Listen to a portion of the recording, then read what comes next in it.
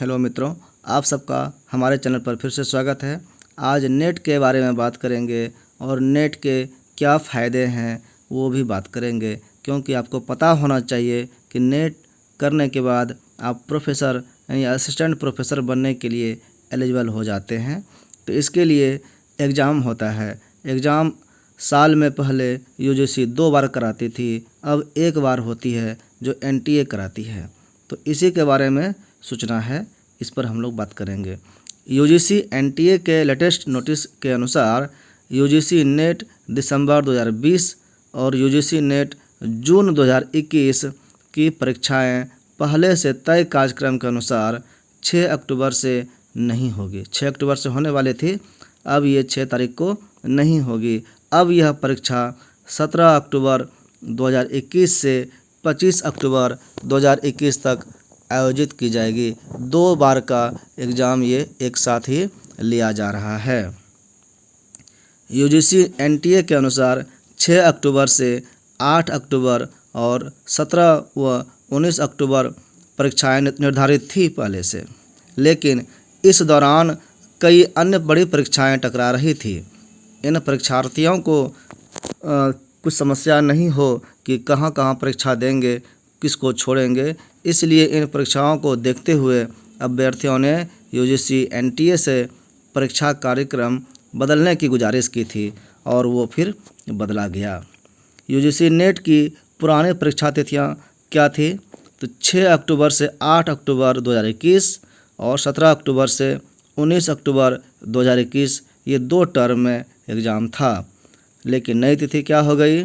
UGC net परीक्षा की नई तिथियां ये है कि रविवार 17 अक्टूबर 2021 से सोमवार 25 अक्टूबर 2021 तक एग्ज़ाम होना है। एनटीए ने बताया है कि अभी परीक्षा की डिटेल्ड डेट शीट जल्दी ही अपलोड कर दी जाएगी। परीक्षा से जुड़े अपडेट जो भी होते हैं वो या डेट शीट या एडमिट कार्ड, इसके लिए आपको इसके वेबसाइट पर जाना होगा, जो वेबसाइट का नाम है nta.ac.in अथवा ugcnet.nta.nic.in। इस पर विजिट करके आप इसके बारे में जान सकते हैं। और कुछ खबर है जो पेपर के द्वारा मिला है, इसमें केंद्रीय शिक्षा मंत्री धर्मेंद्र प्रधान क्या कहते हैं वो उस पर बात करते हैं हम लोग। विवि में असिस्टेंट प्रोफेसर पद पर, विवि का मतलब हुआ विश्वविद्यालय, तो विश्वविद्यालय में असिस्टेंट प्रोफेसर बनने के लिए ही तो आप नेट का एग्ज़ाम देते हैं, नेट पास करने की कोशिश करते हैं। तो नेट पास के लिए क्या क्राइटेरिया है, पीएचडी के बारे में क्या कहना था?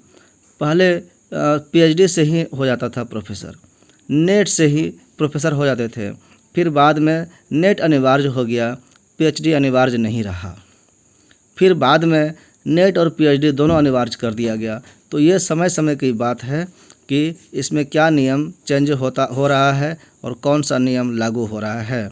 तो अभी जो शिक्षा मंत्री ने कहा है उसको हम लोग देख रहे हैं कि विवि में असिस्टेंट प्रोफेसर पद पर भर्ती के लिए केंद्र ने ख़त्म की पीएचडी की शर्त। ये शर्त जो है ये ख़त्म कर दिया गया है, यानी हटा दिया गया है। पीएचडी है तो आपको नंबर ज़्यादा मिलेगा, नहीं है तो उसका मेरिट आपको या वेटेज आपको नहीं मिलेगा। हम लोग भी अभी जो इसमें ज्वाइन हुए हैं वो नेट के बल पर ही हुए हैं। हम लोगों का भी पीएचडी नहीं था, किसी को था किसी को नहीं था, दोनों एलिजिबल थे। यानी अनिवार्य था नेट, पीएचडी नहीं। केंद्रीय शिक्षा मंत्री ने केंद्रीय विश्वविद्यालयों में, ये केंद्रीय विश्वविद्यालय की बात कर रहे हैं, यहाँ पर हम लोग जो हैं वो स्टेट यूनिवर्सिटी है, तो सेंट्रल यूनिवर्सिटी वो डायरेक्ट केंद्र सरकार देखती है, उसकी व्यवस्था थोड़ा सा टॉप लेवल का होता है। तो केंद्रीय विश्वविद्यालयों में असिस्टेंट प्रोफेसर पद पर नियुक्ति के लिए पीएचडी की अनिवार्य शर्त को अब समाप्त कर दिया गया है। केंद्रीय शिक्षा मंत्री धर्मेंद्र प्रधान ने बुधवार को बताया कि इस मामले में पर मंत्रालय के पास संबंधित पक्षों की तरफ से लगातार गहरी चिंता प्रकट की जा रही थी, जिसे देखते हुए मंत्रालय ने यह निर्णय लिया है। अब असिस्टेंट प्रोफेसर के पद पर पीएचडी की बाध्यता को समाप्त कर दिया गया है।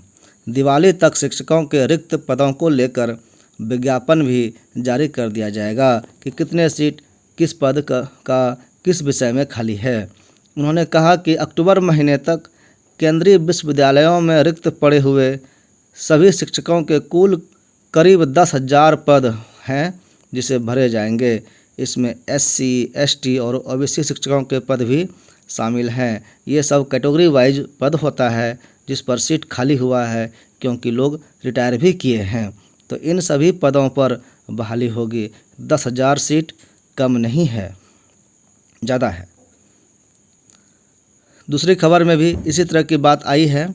केंद्रीय विश्वविद्यालयों में असिस्टेंट प्रोफेसर पद पर नियुक्ति के लिए PhD की अनिवार्यता अब खत्म कर दी गई है।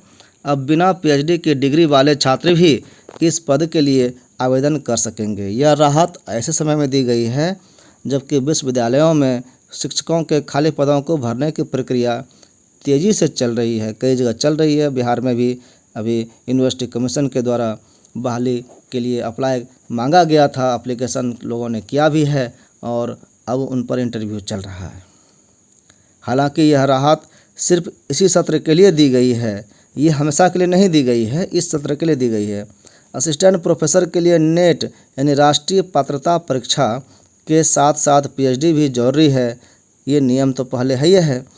केंद्रीय शिक्षा मंत्री धर्मेंद्र प्रधान ने बुधवार को पत्रकारों से चर्चा में यह जानकारी दी। साथ ही बताया कि कोरोना संकट के चलते छात्रों ने उनसे इसमें राहत देने की मांग की थी। उनका कहना था कि 2 साल से चल रहे कोरोना संकट के चलते उनकी PhD पूरी नहीं हो पाई है। उन्होंने कहा कि छात्रों के हितों को देखते हुए यह फैसला लिया गया है। यह राहत उन्हें सिर्फ इसी सत्र के लिए दी गई है, ये राहत हमेशा के लिए नहीं रहेगा। प्रधान ने बताया कि केंद्रीय विश्वविद्यालयों में शिक्षकों को भरने की प्रक्रिया तेज़ी से चल रही है। ज़्यादातर विश्वविद्यालयों में खाली पदों को भरने के लिए वैकेंसी निकाल दी गई है। बाकी विश्वविद्यालय भी जल्द इसकी तैयारी में है, वो लिस्ट बना रहे हैं। सुप्रीम कोर्ट में याचिका दायर कर नीट UG 2021 परीक्षा को रद्द करने की मांग की गई है। अभ्यर्थियों की तरफ से दायर याचिका में 12 सितंबर को आयोजित परीक्षा में पेपर लीक और गड़बड़ियों का आरोप लगाया गया है। याचिका में शीर्ष अदालत से दोबारा परीक्षा कराने का निर्देश देने का आग्रह किया गया है। नीट परीक्षा ये मेडिकल से संबंधित है और इंजीनियरिंग से संबंधित है। तो मेडिकल और इंजीनियरिंग वाले विद्यार्थी नीट परीक्षा देते हैं और असिस्टेंट प्रोफेसर वाले नेट परीक्षा देते हैं। आपको इसका अंतर समझना चाहिए। आप देख लीजिए, NET नेट और NEET नीट, ये अलग अलग परीक्षाएं हैं।